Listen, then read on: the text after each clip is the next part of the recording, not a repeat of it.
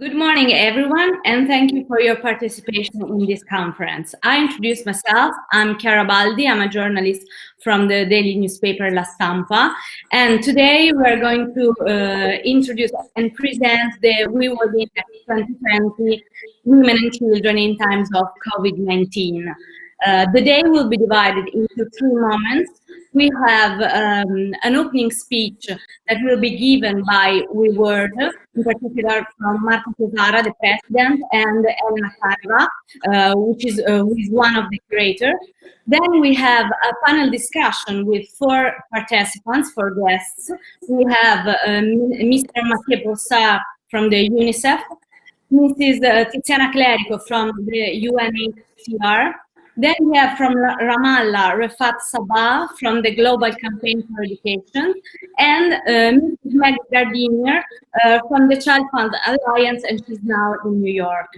Last but not least, we have also the speech of Mrs. Emanuela Del Re. She is the Italian Vice Minister of Foreign Affairs and International Cooperation, so we thank her a lot. And before we start, I would like to remind you that it's possible to follow this conference on the WeWorld social media account, and it is also possible that you tweet with the hashtag WeWorld Index 2020. At the end of the day, we collect some of the questions from the public to ask the question to our guests. So thank you very much, and let's start with the opening speech from Marco Chiesara, the president of the WeWorld GVC Onlus. Marco, hi, good evening. I would like to ask you, since 2015, you made this publication of the index. I have two questions for you. Which are the main objectives of this series? And starting from the new of this year, so the fact that you joined the Child Fund Alliance, I would like to ask you if you can tell us something more about this new partnership. Thank you, Chiara, and good afternoon to everyone. First of all, let me thank all of you for being here today at the presentation of the 6th edition of the WeWorld Index. In particular, I'd like to thank the Ministry of Foreign Affairs and International Cooperation for renewing its patronage for this event. And I'm really glad to have here today with us Ms. Emanuela Del Re, Vice Minister of Foreign Affairs and International Cooperation. I want also to thank, of course, Chiara Baldi, our moderator, and all the panelists, Ms. Tiziana Clerico, Ms. Meg Gardiner, Mr. Refat Sabah, and Mr. Mathieu Brossard.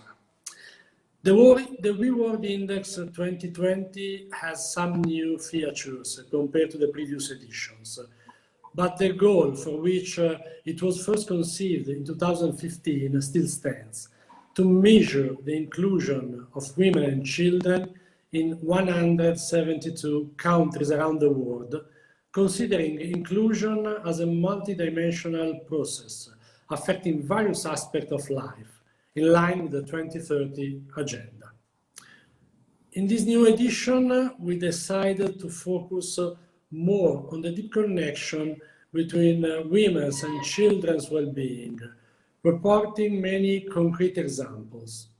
Also, the WeWorld Index 2020 provides a snapshot of the world in times of COVID-19, an event that has deeply destabilized all countries, and especially the most vulnerable categories, again, women and children. In such a difficult moment at a global level, we believe it is increasingly necessary to work in a synergic way, joining forces on the common ground of human rights and the fight against injustices.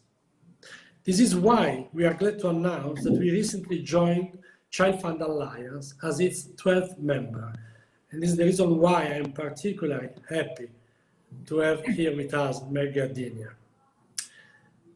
WeWorld currently operates 158 projects in 27 countries, directly improving lives of 7 million beneficiaries and indirectly supporting 42 million children, women, and families.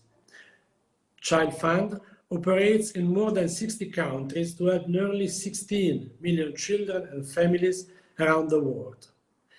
The Alliance members work to secure children's rights and violence and exploitation against children and overcome poverty and the underlying conditions preventing children from achieving their full potential.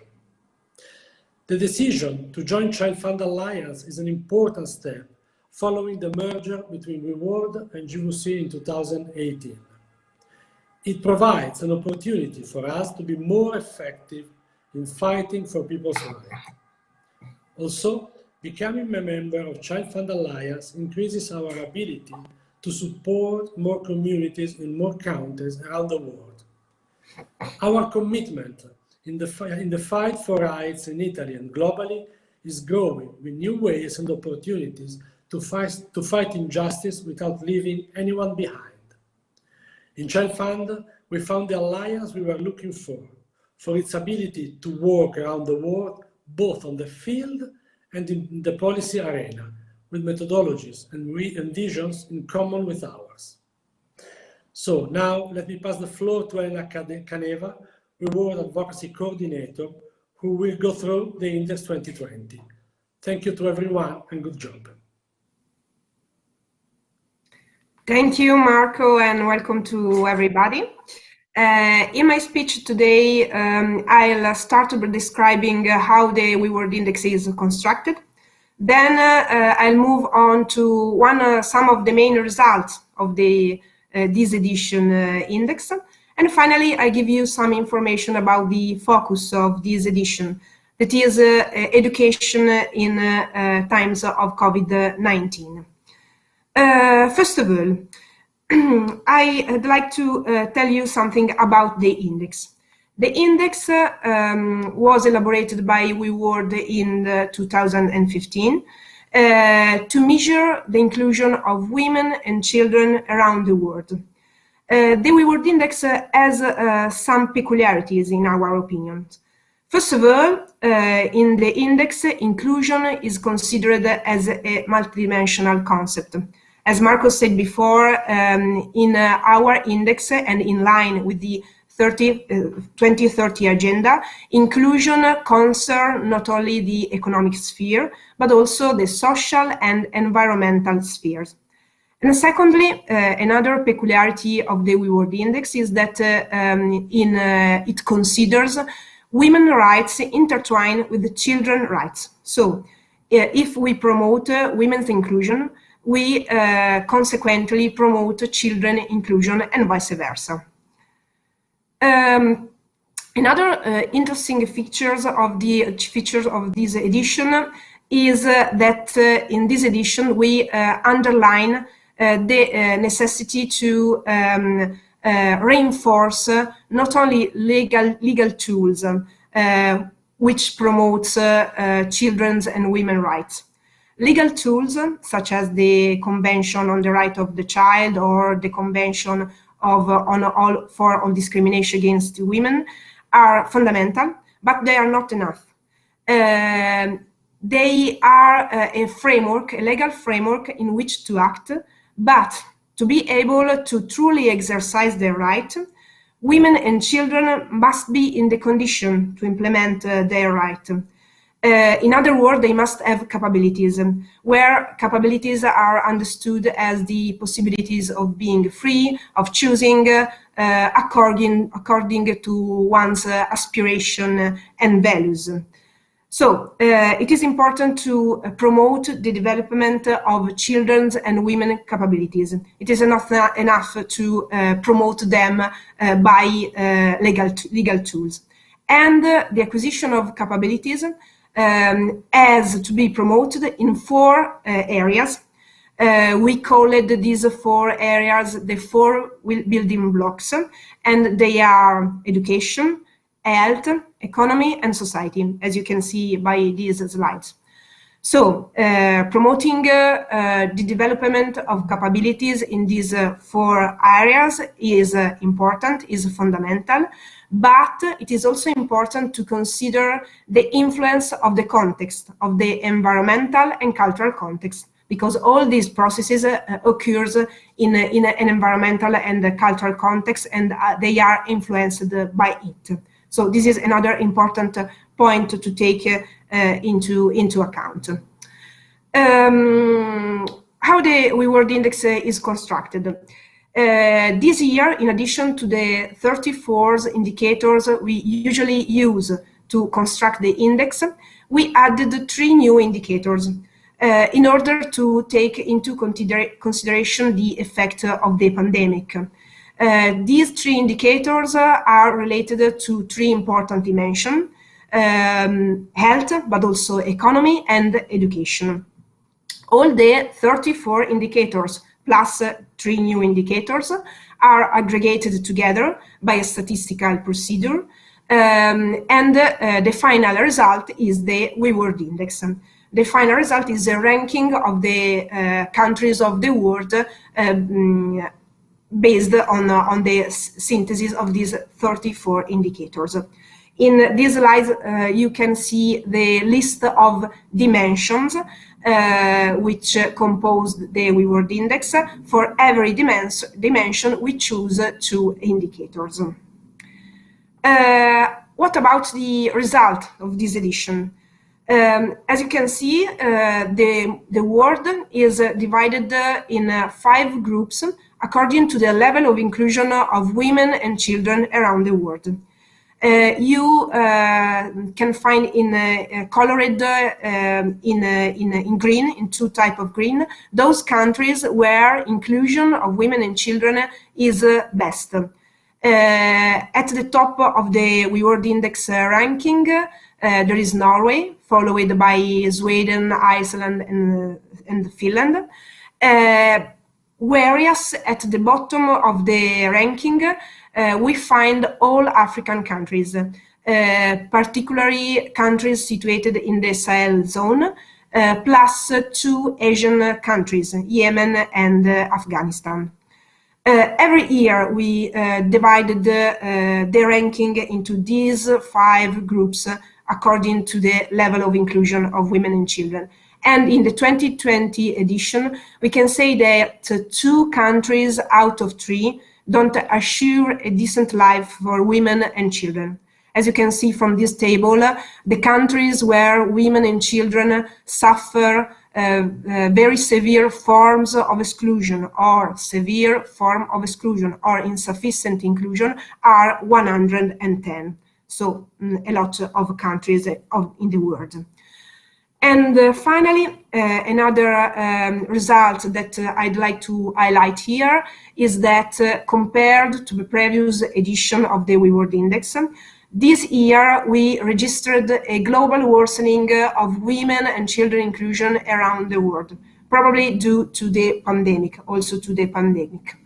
But what we want to highlight is that the impact will be stronger for those countries already situated at the bottom of the WeWorld Index ranking, because they are countries already affected by other crises, for example, humanitarian crises, conflict, wars, authoritarian governments, climate change, and so on. So we are expecting that in these countries, the inclusion of women, the exclusion, in this case, of women and children worsened in the long run, in the next years.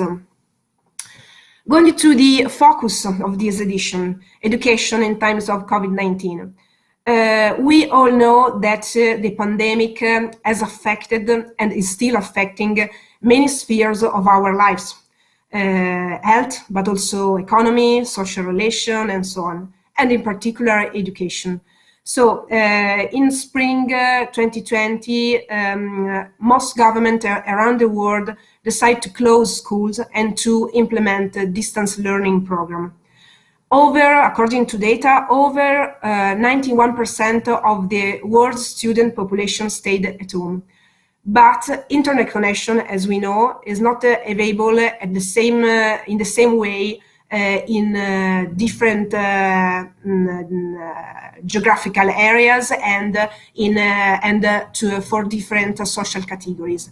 And in fact, in the case of children, using internet connection worsened inequalities between children. The pandemic affected children's education, but also families, communities, and societies. Think about the role of schools in some context. In some context, school is a mean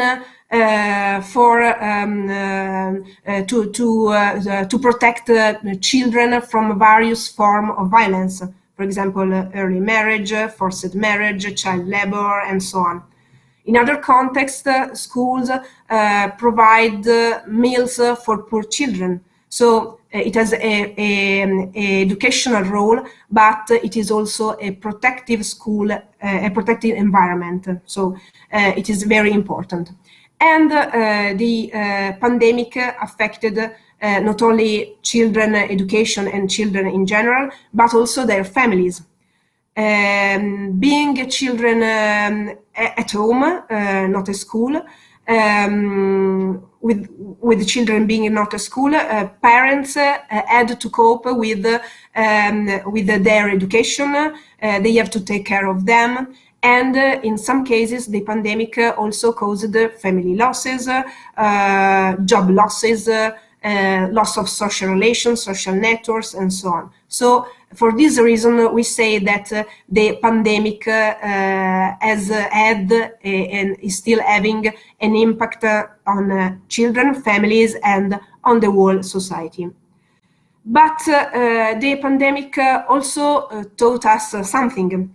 We learned that the traditional educational system are not prepared to respond to the crisis, to the pandemic and to other crises, but that it is necessary a change from a traditional educational system based only on physical access to school buildings to a new approach. That is the educational community approach. This approach insists on the necessity of involving many actors in children education, in supporting children education, not only schools and teachers, but also families, locally active stakeholders, civil society actors, and so on. And that it is important to combine in-presence activities with distance learning activities.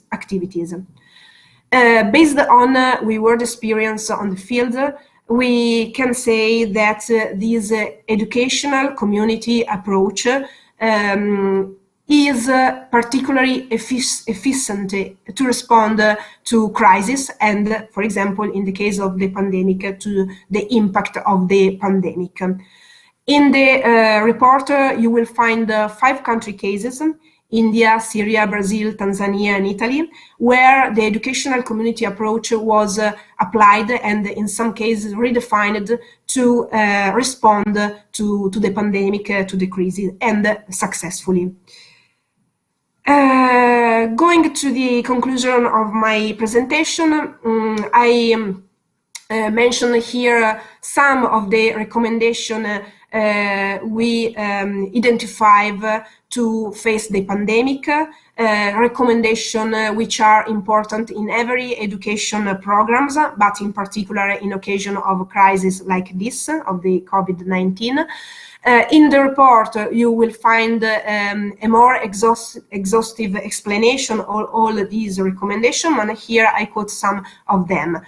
And to conclude my presentation, I want also to remind that the WeWorld Index report will be today available on our website. That will be sent to those who registered to the event, and that in this edition we have a novelty.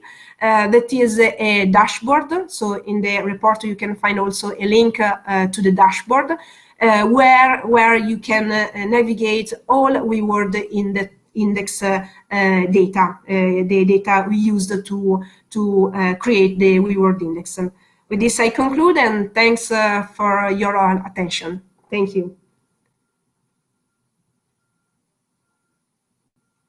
Thank you both, Elena and Marco, for your presentation and the opening speech. Now we have a short video, and after the video, we are going to take the discussion panel with our guests.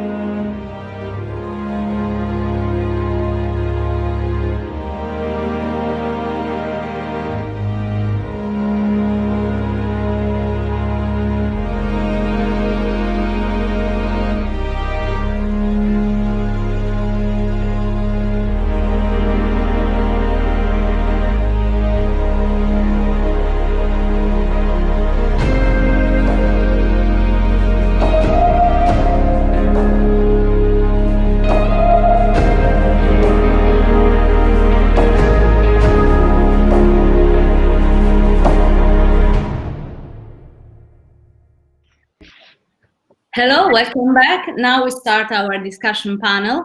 As you can see, we have 4 guests for the panel, and I'm going to introduce them.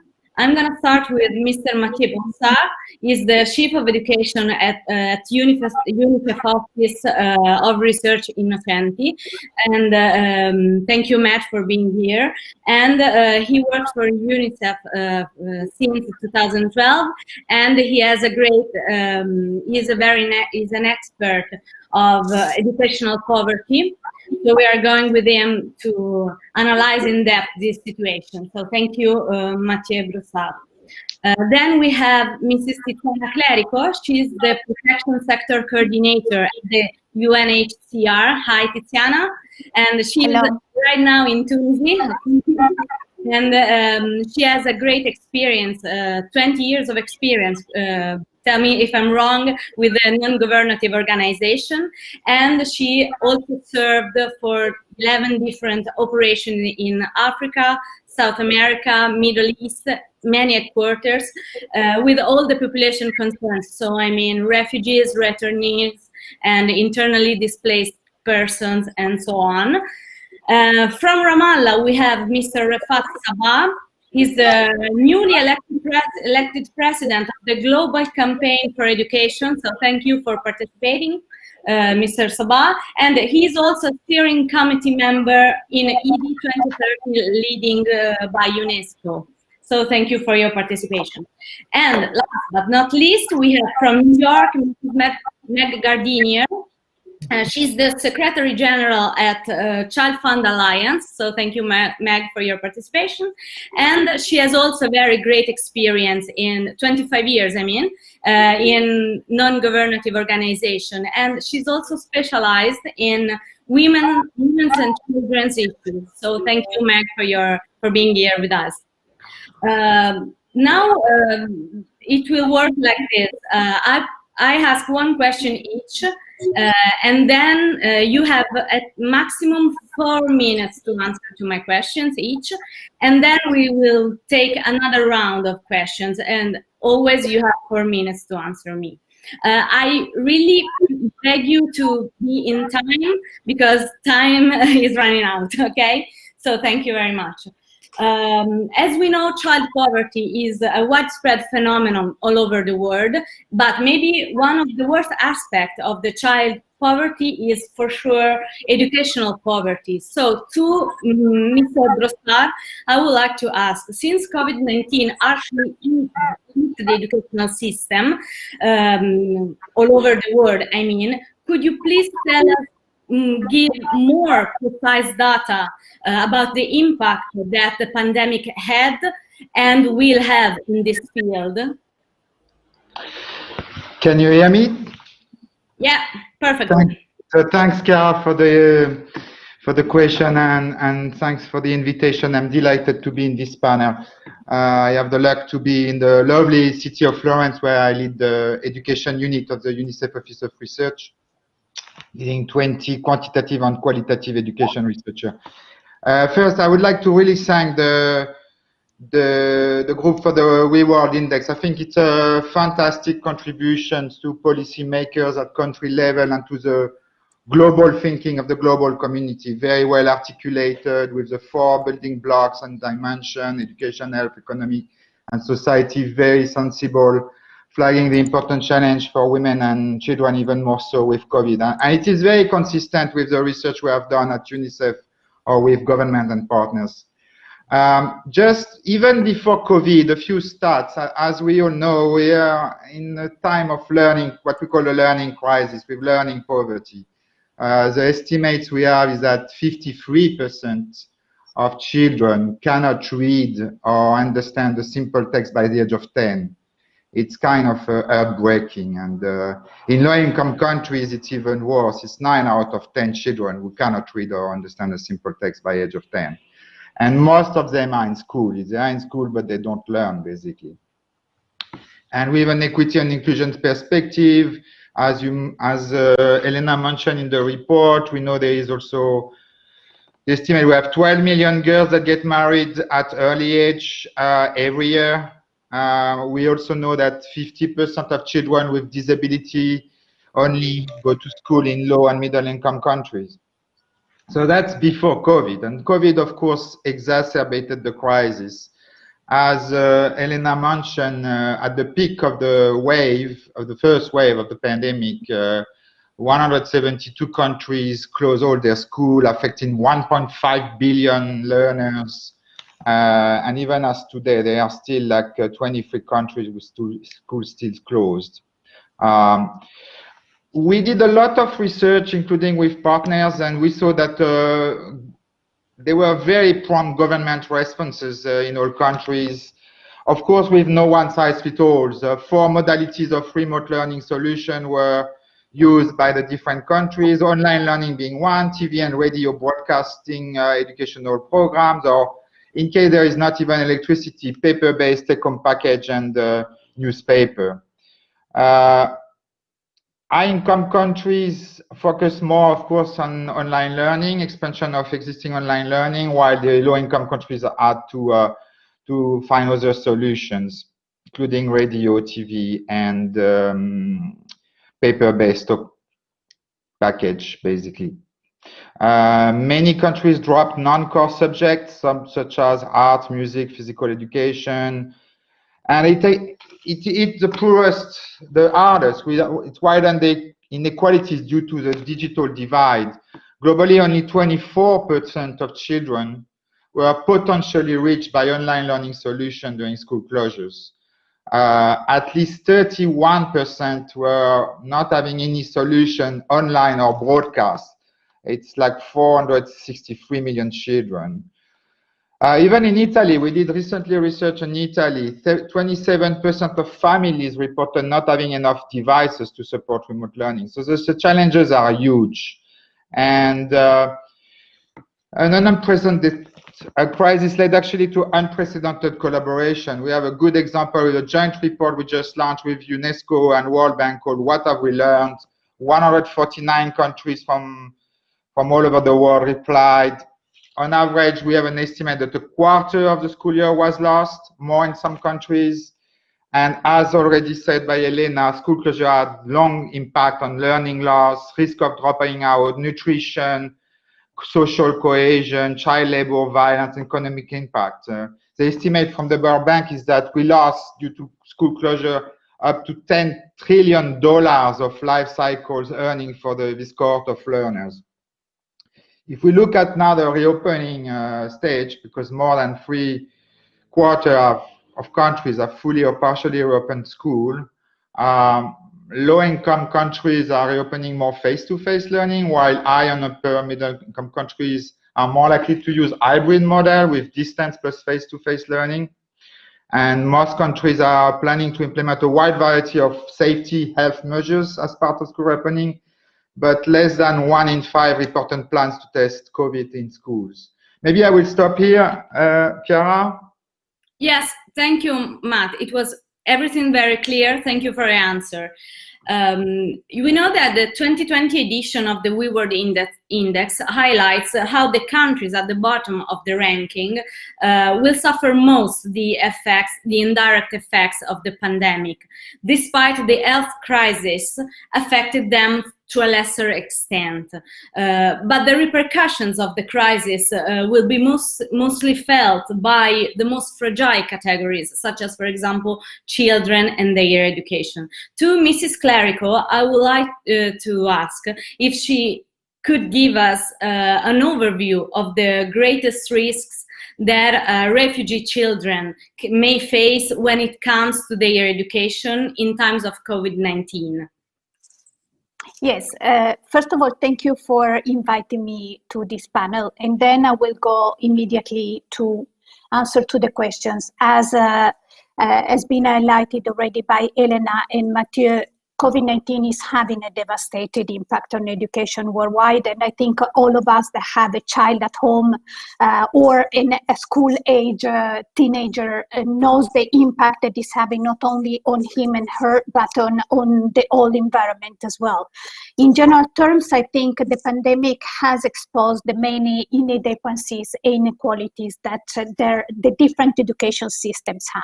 From access, as Mathieu said, access to broadband and computer needed for online education, to the supportive environment needed to focus on learning, up to the misalignment between resources and needs. Moreover, teachers also had to learn a new way of teaching, because from one day to another we passed to online teaching, and some of the teachers were not prepared, didn't have the tools. And again, the school closure and the adoption of distance education is negatively affecting students' learning. First of all, because there is less time spent in learning because of stress symptoms, a change in the way students learn or socialize, lack of learning motivation, and lack as well of this socialization that is so important in the growth of these children and students, even more so when we're talking about refugees or other children of UNHCR concern.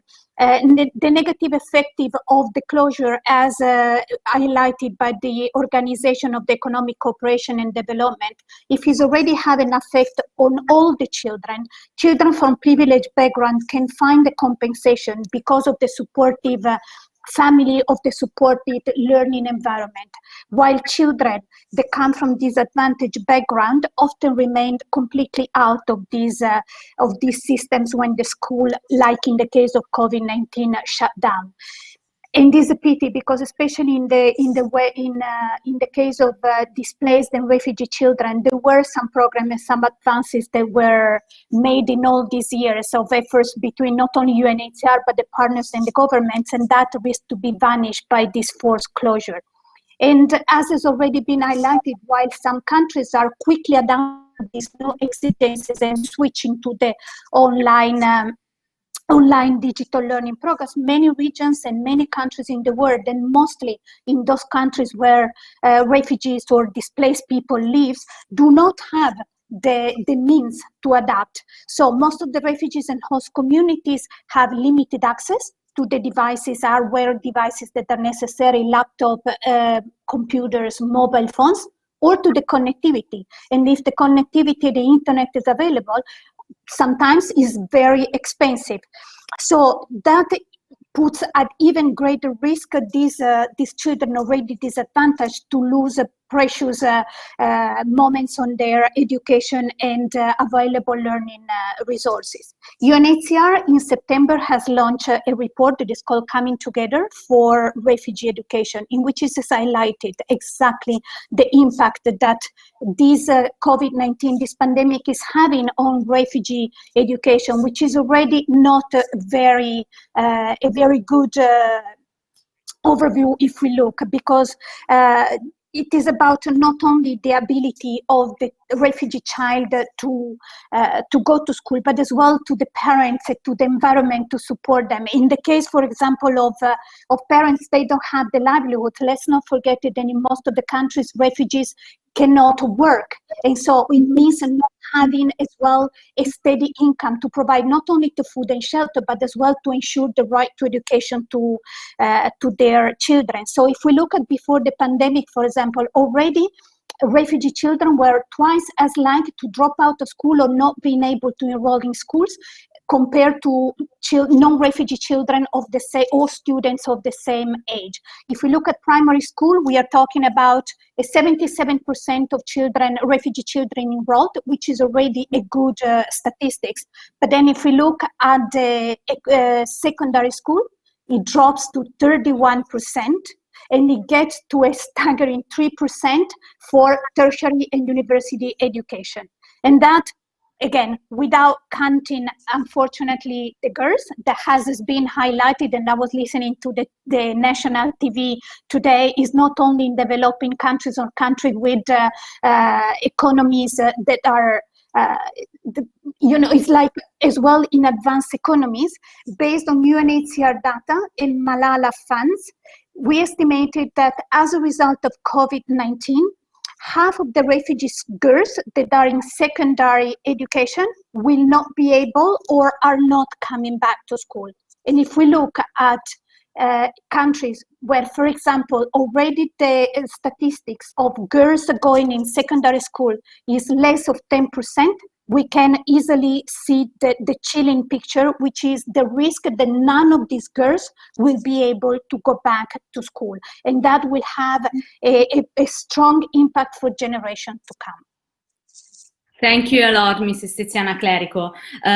After the COVID-19 emerged, it has become very clear that certain challenges need to be global. I mean, and in particular, I talk about the importance of networks and addressing the issue of education in a cross-sectoral way that has been reaffirmed more strongly. To Mrs. McGardiner, I would like to ask if in her experience, what do you think are the strengths that a network must have to be effective in a field of education, especially in times that are hard like the times we are living in? We cannot, sorry, Meg, we cannot hear you. Thank you. Hi, can you hear me now? Thank you. Okay. Thank you. Thank you for your question. And also, just once again, welcome, a big warm of welcome to WeWorld, who just joined Child Fund Alliance last week. We look forward to improving on our global advocacy efforts for children with WeWorld at the table. The question you raised is really important. I think the global development community has long recognized that education is like the fourth pillar of humanitarian relief. Whenever there's a crisis, education must be firmly implanted as a key priority, along with food, health, and shelter issues. With Child Fund Alliance, our network of 60 countries working, our network working in over 60 countries, we have 11 members, now 12 with WeWorld. We have developed a COVID-19 response plan, which looks at stopping the spread of COVID, addressing the needs of hunger, addressing the needs of safety and preventing violence against children, enhancing learning, but also another component that we've been focusing on this year, which is elevating the voices of children and youth. And that's what I think we bring in our network that's unique, in addition to all the other many important things, is that we engage young people to learn about their perspectives, how they're experiencing a dilemma such as COVID-19, but also asking them what they think we can do to improve things. This past year, one of our members, Aduca, which are headquartered in Spain, did an online survey in May of 4,000 children in Asia, Africa, Latin America, and they produced a report that's called "School is Shut, the Learning is On," and asked young people, what worries you most? And I don't think any of you will be surprised at the answers. They're worried about the fact that the shutdown has put enormous pressure on their families, that parents may lose income, that parents may get sick and people close to them may be ill. Of course, they miss their friends, they miss schools, they miss the places of worship, they miss all that highly relational aspect of being young that's just so critical to their development.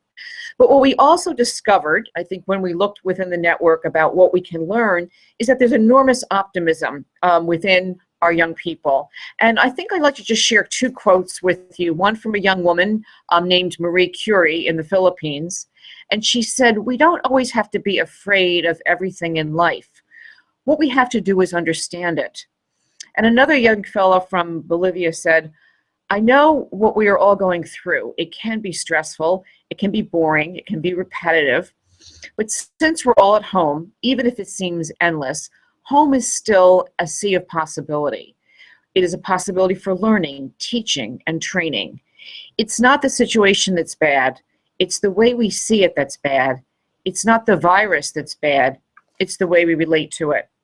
And that's what we learn a lot from young people, is how they perceive things. It's the framing of the moment that is so important.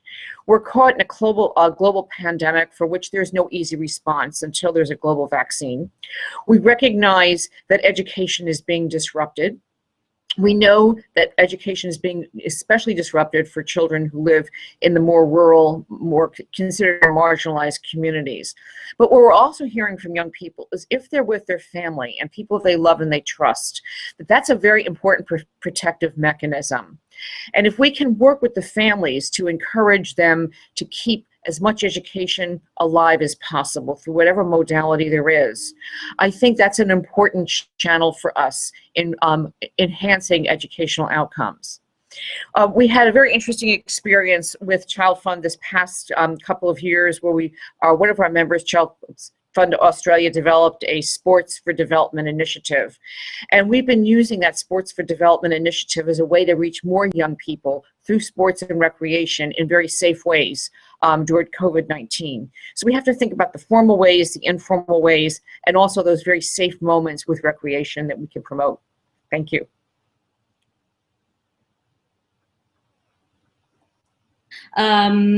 Okay. Thank you a lot, Meg Gardiner.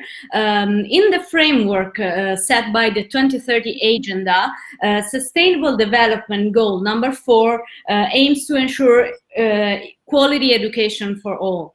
I'm going to ask a question to Mr. Refat Sabah, because I know he's very in a rush, because at 4 he needs to leave us. And so 5 years after the proclamation of the Sustainable Development Goals, some progress had been made, of course, especially in the education of boys and girls. But where were we before the COVID arrived, and what changed with the pandemic? Thank you very much for your question. Actually, the information on the status of the SGD4 implementation clearly indicates that before the pandemic caused by COVID-19, the world was clearly out of the track. This is important to remember, to avoid the new excuse being used when verifying the global situation of education injustice. Evidently, COVID-19 made things worse. So much so that by the end of March 2020, 130 countries were keeping their schools closed, and 159 billion students were affected. Obviously, they were not affected the same. Countries and regions with technological advantage have enjoyed better conditions. And in those countries and regions where they don't have electricity, the situation worsened. This only shows that the pandemic is not democratic in the way it affects the population. people who have historically been discriminated against were most severely affected. To this panorama, we must add fear, which will have an ego in the measures of physical distancing, on which new canon of social relation could highlight the gaps and discrimination if we don't understand in time that the virus not only makes people sick or kills, but it can also turn everyday life into watertight compartments where no one wants to live with others. Within these 159 billion children, COVID-19 outbreak is affecting girls and boys, young women and men differently. Thus, policies and intervention responding to the outbreak should be equitable, gender sensitive, and transformative, protective for human rights, inclusive of the poorest and most vulnerable people in the society, including those with disabilities. In other words, responsive to different needs, contextual related and risk faced by individuals.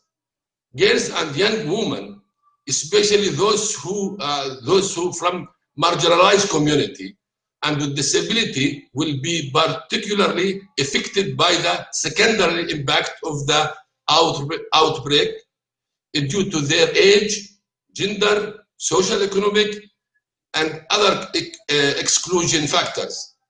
Therefore, response measures must address their needs and rights, especially with direct attention to violence against women and girls, which has increased in many countries under lockdowns.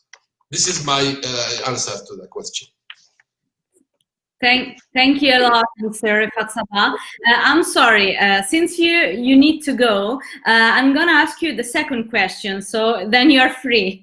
What action has the global campaign for education taken, or does it intend to take to counter the backward steps due to the pandemic?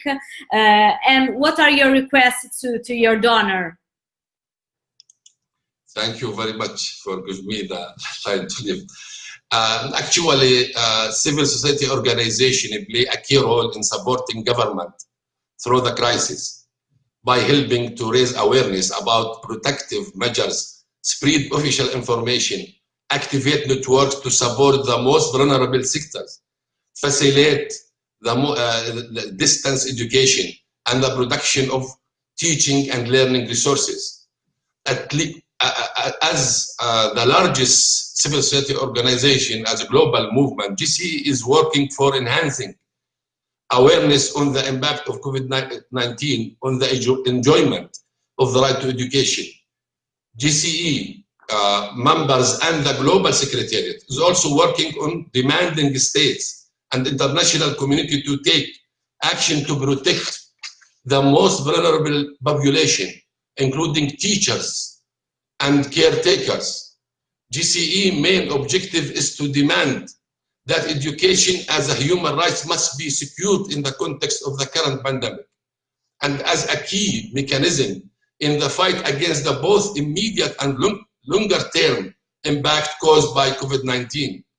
The GCE recalls that education is an enabling human right, and at the same time it is a part of social protection structure that include the right to health, information, work, and comprehensive human rights, human safety. These rights cannot be ensured in isolation. The COVID-19 pandemic showed that the rate of economic growth will decrease globally, and that the crisis will increase geopolitical and technological rivalry. However, a projection on the social impact of the pandemic do not show key data about the terrible result it will have on people's life, and especially on the most vulnerable, and on pattern of poverty and inequality. The GCE further underlined that these difficult times must not further trends of commercialization and an instrumentalist approach to education. We are particularly worried about the risk related to the tool and platform used for online teaching and learning, including threats to the education as public good and the safety and integrity of students as well as teachers. At this time, strengthening public education system must be seen as an essential part of a more robust public response for protecting people's life and dignity, including the establishment of fair, progressive tax system, the closure of tax havens, and the end of tax avoidance. The GCE call on the national government and donors to prioritize education in all emergency responses with immediate effect, and to include education in their COVID-19 response policies, ensure the continuity of learning for all children, including those who are most disadvantaged and likely to be excluded, ensure distance learning is accessible to all learners, and support the containment of COVID-19 through raising awareness of WASH and social and behavior change. Prioritize the health, well-being, and safety of children and youth when designing any emergency measures, recognizing the mental and psychological toll of the crisis. Government must guarantee the continued provision of service, including meal distribution, protection from violence and exposure of abuse, and access to the sexual reproduction health and rights, to dedicate appropriate resources, financial and technical, to ensure the right of a free quality public education for all is maintained during the COVID-19 crisis. All donor governments must meet the commitment of allocation at least 0.7% of the gross national income in official development assistance, and ensure that aid is not tied and channeled to most needed sector, including education. The external debt payment of low-income countries to all creditors must urgently be cancelled. To unlock fund in developing countries' budget and emergency finances should not put countries in higher risk of debt distress. Uphold and increase national education budget and ODA for education throughout the pandemic and the economic crisis to follow. Ensure that teachers continue to be at the center of the education response through their involvement in the design and development of emergency measures, as well as distance learning materials and broadcast, and are ready and supported to teach when schools and university reopen, with their wages and employment maintained throughout the crisis. Many teachers and education support personnel are still working and must be adequately supported and protected. Ministries of Education and Finance should ensure the continued payment and benefit of teachers and the school staff during the and after the school closure, to retain existing teachers and to ensure their expertise and knowledge is applied in distance learning strategy. Many development governments do not have the resources to respond to this threat. They enter into this crisis with a lack of health system coverage, social safety nets, and with less space to provide physical and monetary response to counteract recession. At the same time, I'm sorry, I need to interrupt you because we need to make one more questions to Meg Gardiner, and then we need to let the Vice Minister intervene. I'm so sorry, but it was very interesting and very clear what you said. Thank you for being with us. Thank you. Sorry, Was very passionate. Really. Thank you. Thank you very much. I would like to come back with one more question to Meg Gardinier, and then we'll let the Vice Minister intervene with their speech. So Meg, I would like to know, how does the Child Fund Alliance operate in education, and what are the main interventions you think you need to implement in this field? The microphone. Thank you. Thank you very much. Recognize that with COVID-19, we have to address new techniques for reaching young people, especially because of, as I mentioned earlier, this great rural-urban divide where a lot of young people don't have access to online learning. One of the things that's happened recently is that our member Aduko in Mali received a grant through Education Cannot Wait in collaboration with UNICEF to address the needs of children living in Mali who are at risk of losing some of their progress in education because of their IDP status. And what's hopeful here is that Aduko helped them with the completion of a certification exam for their educational credentials, and 100% of the young people did actually pass the exam. And so I think sometimes these short-term interventions through grants to target young people who are particularly vulnerable at a key moment and help them coalesce around an educational learning objective is really, really critical.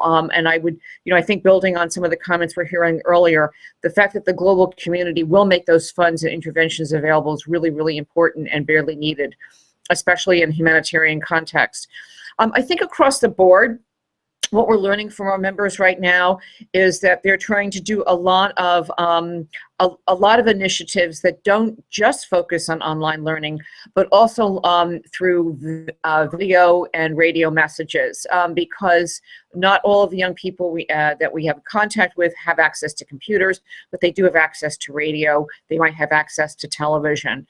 And so some of the messaging and some of the educational techniques that we've employed have actually been through radio, through some of the non-traditional ways, because young people are at home.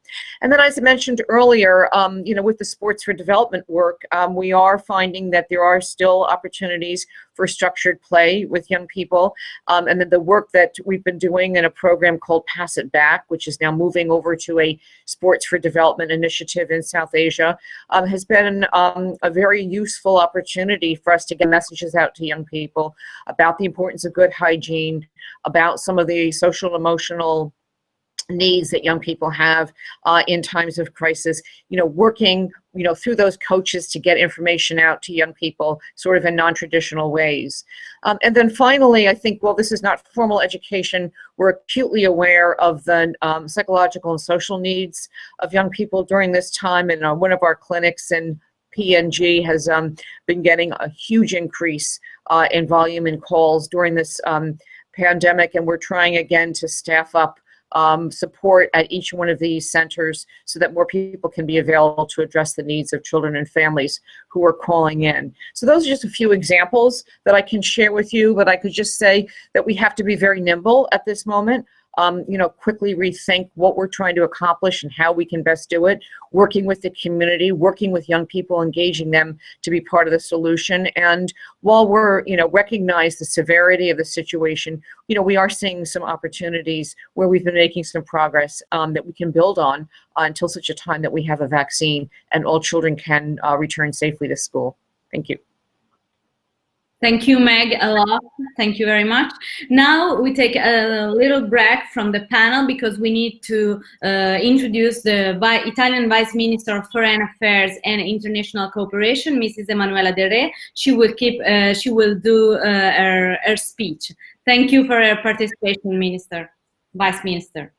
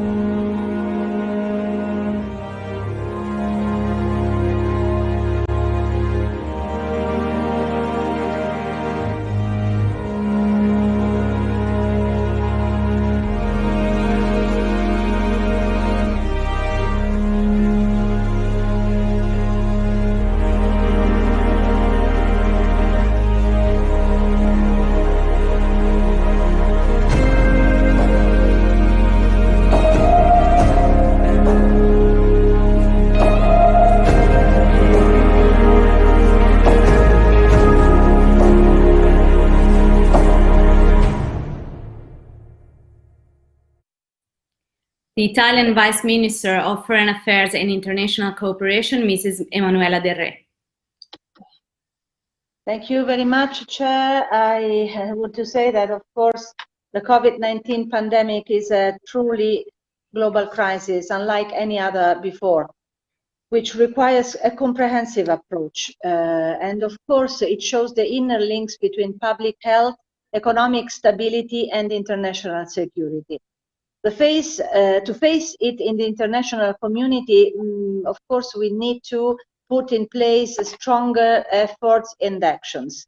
It is mandatory to act collectively in a coordinated and effective manner with all available instruments. The pandemic is affecting the most vulnerable groups that are already suffering from situations of poverty, marginalization, and other difficult socioeconomic conditions. Women, children, young people, disabled persons, refugees, internally displaced persons, and migrants, amongst them, of course. Progress made throughout decades due to a collective commitment has been slowed down, and in some cases it has been put to an halt.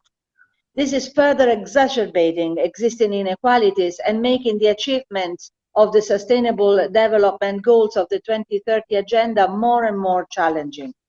In the first 8 months of 2020, COVID-19 has forced the closure of schools in more than 190 countries.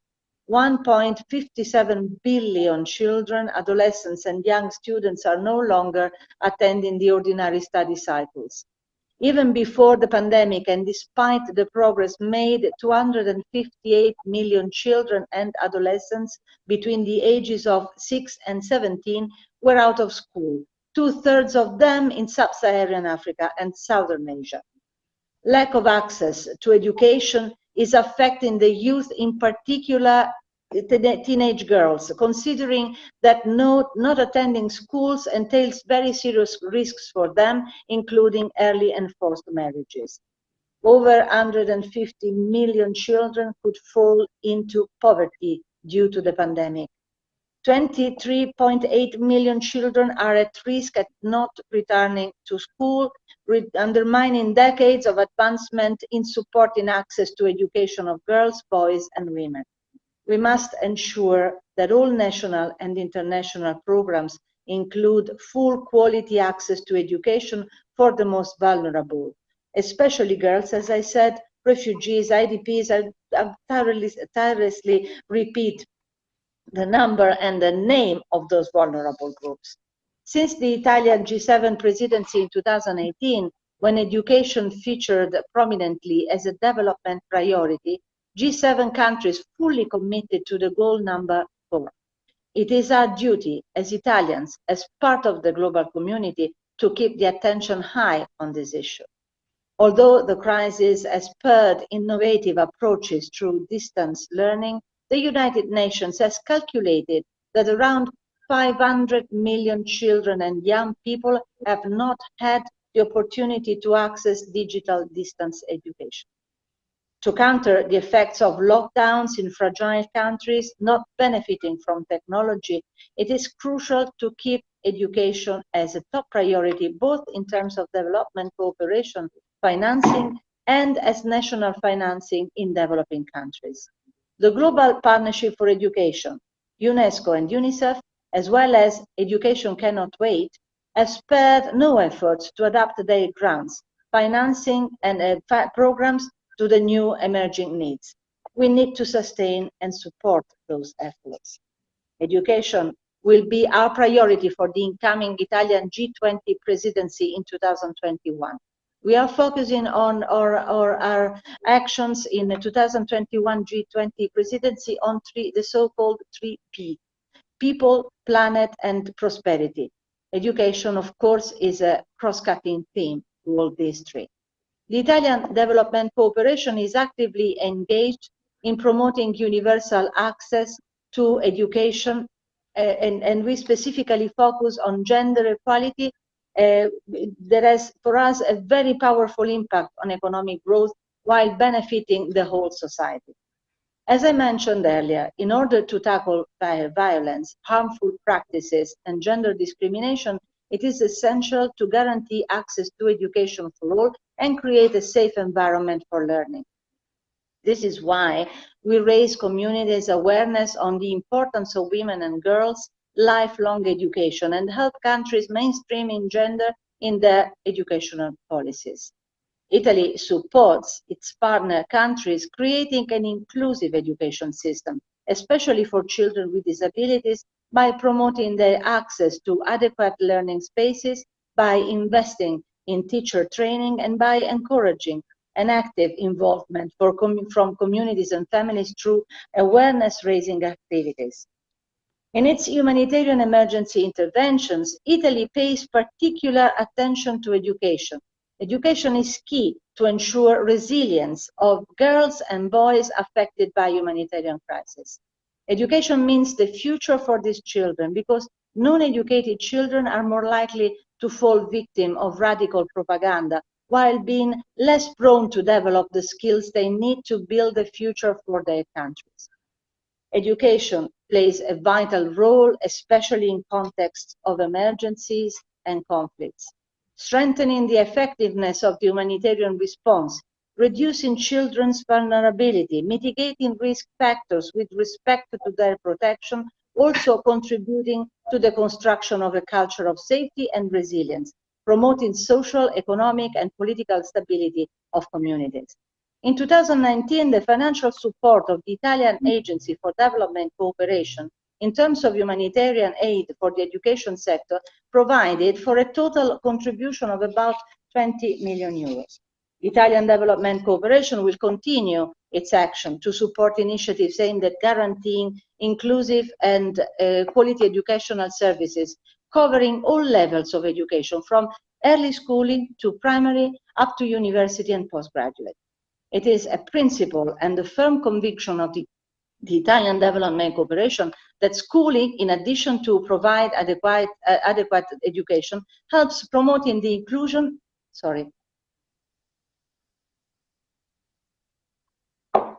the inclusion of the most disadvantaged social groups and supports democratization and peace building. Schooling is a key socialization institution, and it is a point of reference for individuals and the community as a whole in terms of organization and coexistence. Within various funded initiatives, particular attention is given to the categories at greater risk of exclusion, such as young and teenage girls, students with disabilities, and minorities. We therefore need to strengthen our efforts on the ground to rehabilitate school infrastructures, provide school meals to help families, and find ways to provide education where infrastructures are lacking.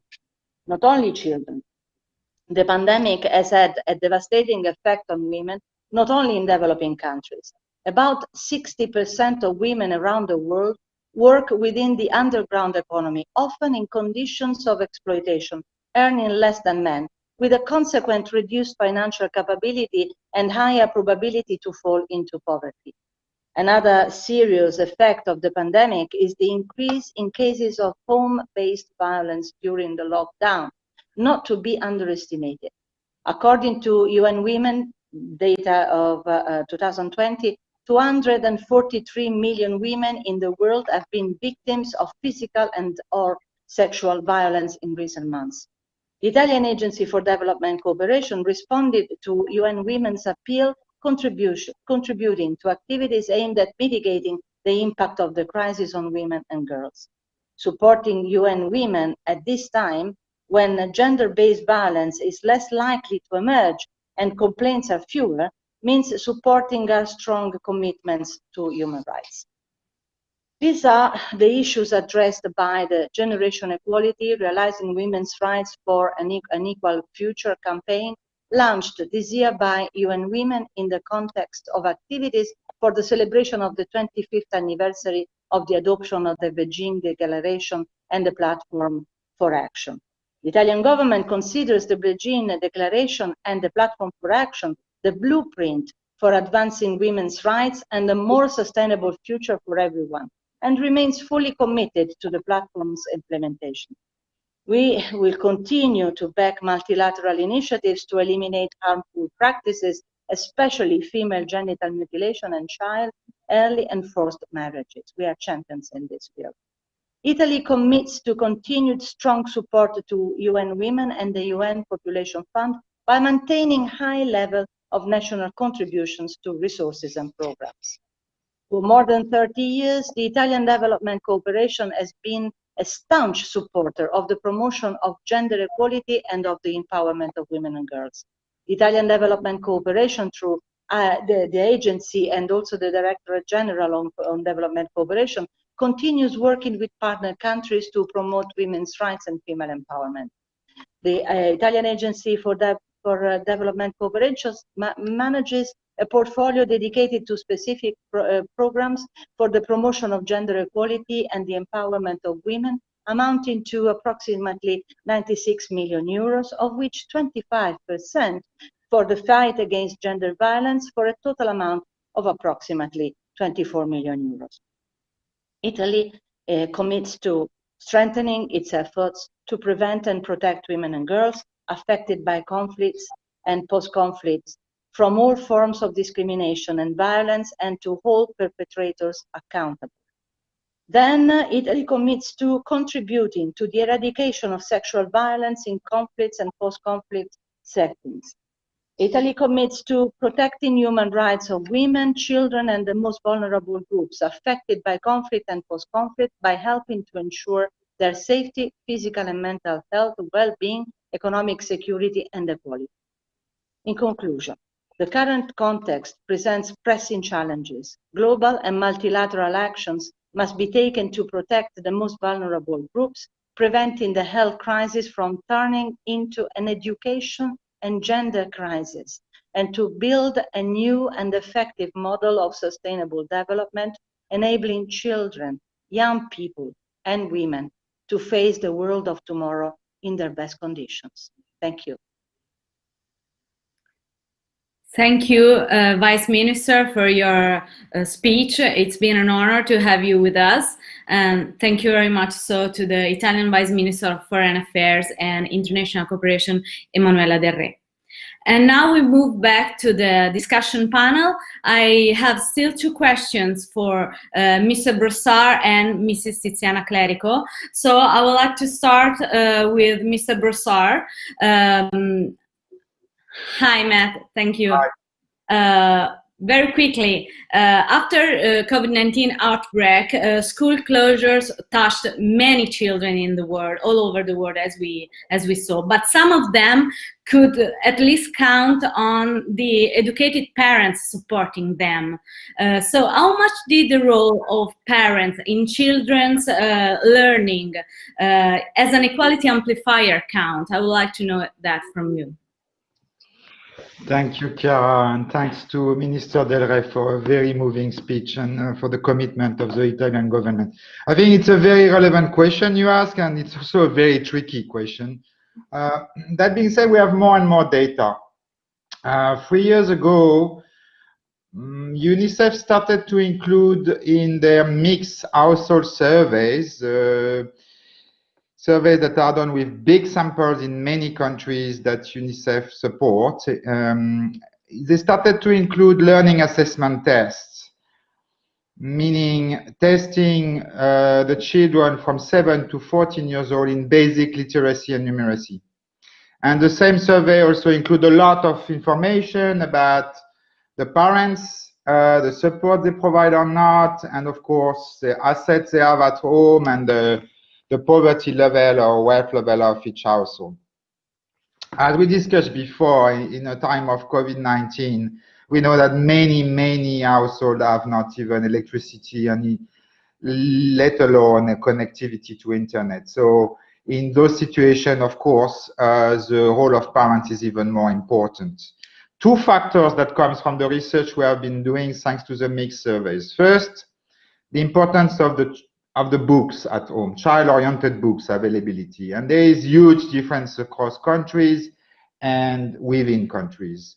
If you look at Georgia, for example, a relatively rich country, 84% of households have child-oriented books at home. But if you look at the poorest household of Georgia, it's only 56 countries. And of course, The numbers are even worse in low-income countries. And support from parents, which is your question. For example, when parents are educated and can help their kids to and read them books, the books we talked about just before, it's not always easy, as you mentioned, because sometimes they are illiterate themselves because of the backlog of lack of education. A few numbers. Pakistan, Punjab region, poorest quintile household only, because that's the most important to take care when we are talking about the most marginalized. Only 15% of children can read, based on the test I mentioned before in the mixed survey, when their parents are not able to support them. When their parents support them, for example, reading book to them, it doubles up. It goes to 29% of children able to read at a sufficient level. And as Meg, the panelist, said before, it raises the importance of supporting parents and communities. For example, UNICEF is supporting many countries at country level with community engagement, community empowerment through its communication for development programs, and it has been, in some cases, successful. I don't know if I have more time, but just maybe one more point, if I am allowed, quickly. Yeah. Yes, of course. Please. So of course, this support should also be linked in crisis time to psychosocial support and childcare that people have talked about before, even more important during the situation that we are all facing. And maybe the last point is about the monitoring issue. It's there's still a lot of progress to be made on monitoring learning and monitoring the learning loss and how kids are learning overall, and it's even more difficult when we are talking about TV or radio solution, or even more difficult with take-home package. So there were several attempts that were reported by some governments about using WhatsApp, text messaging to get feedback from parents during the lockdown, but there's still so much to be done, and things could be done. There is still evidence gap, for example, including on online solution, digital solutions. We are working a lot with actually other UNICEF officers and Achilles Foundation on a platform that is used in Lebanon for Syrian refugees and in Greece for migrants, trying to apply a blended approach. And it starts to show good results, in particular because one, the tool, the language learning course, it's a language learning course on tablets for kids, refugees and migrants to learn the language of the host country. When it is with a strong pedagogical design from the outset, it works much better. IT tool itself doesn't work. If it is really with a right pedagogical approach, it works. Also, offline feature of the tools is super helpful, of course, in low or no connectivity settings.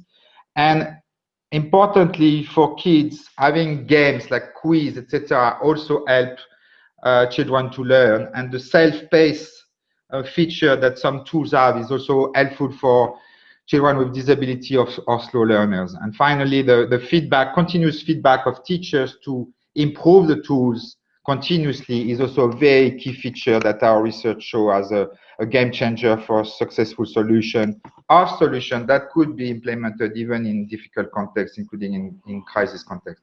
Maybe I will stop here. I'm sorry I was maybe a bit long, but very interesting. Thank you, Matthew. Thank you a lot. I have still one more question, and to Mrs. Tiziana Clerico. Sorry, Tiziana, for being waiting, for let you waiting a lot.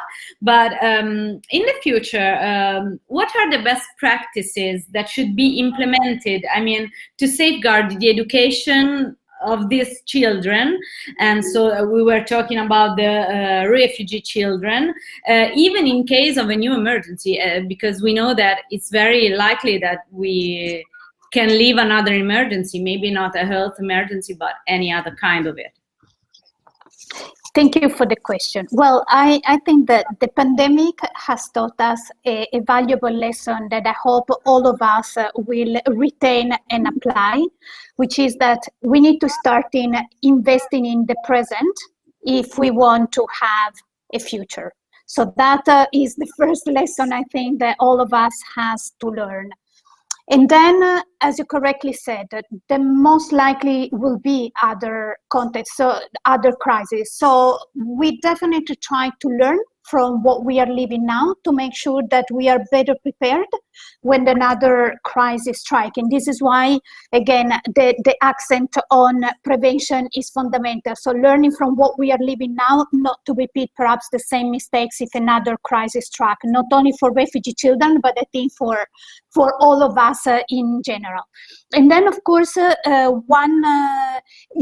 and its partners have continued to adjust during this year and learning as well, while trial by error and trial as well, and see what was working. And one element that Mathieu already highlighted is definitely to go and talk with the communities and having community outreach, because one lesson learned from the previous crisis, the Ebola crisis, is that it's important to ensure that communities remain informed about the education opportunities, school reopening, epidemic, and anything that is happening, because we don't have to forget that refugee communities not always are perfectly integrated in the community tissues and most likely do not speak the language of the hosting country. So we have to make sure that messages are developed in a language that the children, the students, and the parents can understand as well.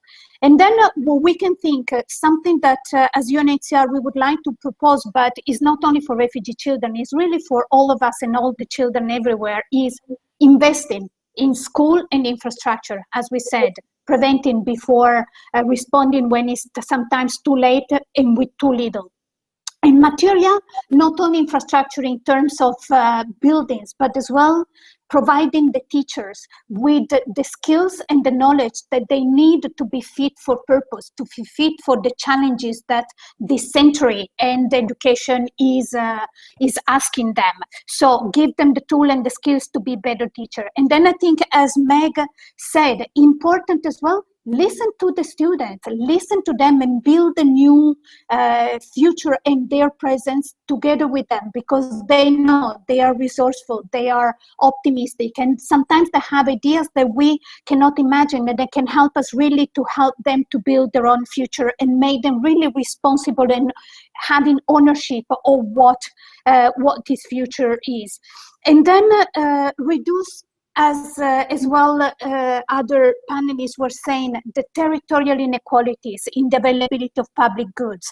Again, let's not forget that most of refugee parents do not have the right to work. If we want to ensure that parents have an environment which is conducive to fulfill their obligation vis-a-vis their children's rights of education, we have to provide that. So what we would suggest is identify available resources with open licenses, as well as tools for virtual learning. UNHCR is already working with partners in making sure that we update all available digital resources and tools for students and teachers to use. Aligning resources to national curricula.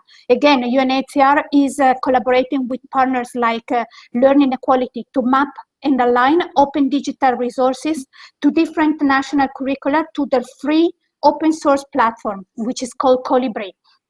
And so, for example, in 2019, UNHCR, together with Google.com, Learning Equality, Vodafone Foundation, and UNESCO, convened a hackathon in the Google offices in San Francisco, in which the whole aims was to prototyping a set of tools that allows to automate aspect of a curriculum and they support curriculum alignment in emergencies and crisis contexts. So we mitigate the disruption that the crisis can have on education and show how can potentially be integrated with policy work and to strengthen cohesion around existing projects. Again, not only for refugee children, but as well to all of those that use open the educational resources. Building digital literacy among students and parents. Again, what applies to children, to teachers applies as well to parents. I'm a 1.0 woman because I'm from another generation. We all know we are not born in the digital technological world. So we need to provide as well parents with the skills that is necessary to support their children. Assisting educational and educators with instructional instructional designs. So needs to support how to best support digital learning. So we work again with governments to equip educators and with skills for effective connected education, make sure that there is free online available and free connectivity. So investing as well in digital infrastructure and access to digital infrastructure to refugee children, computers, mobiles, platform, anything that can help them to really take advantage as well of alternative means of education when education in person cannot be possible, and free connectivity. And last but not least, provide guidance on the use of connected education. So we all learn a lot on how to support the digital resources with virtual learning approaches. We collaborate with the Connected Learning in Crisis Consortium that helps to outline promising practices for tertiary approaches and aims to promote, coordinate, collaborate, and support the provision of quality education, because important for children is not only to go to school, but to have quality education. And this is where we measure really the success in achieving the Sustainable Development Goal. It's not just only education, quality education. So to finish, I think that keeping education going in a time of a pandemic requires resourcefulness, innovation, invention, and collaboration. So we all have a lot of work to do ahead of us. Thank you very much. Thank you to you, Mrs. Tiziana Clerico. Thank you a lot. Time really runs out, and so time is over. And I thank all the participants to the panel, and also Marco and Elena for their introduction.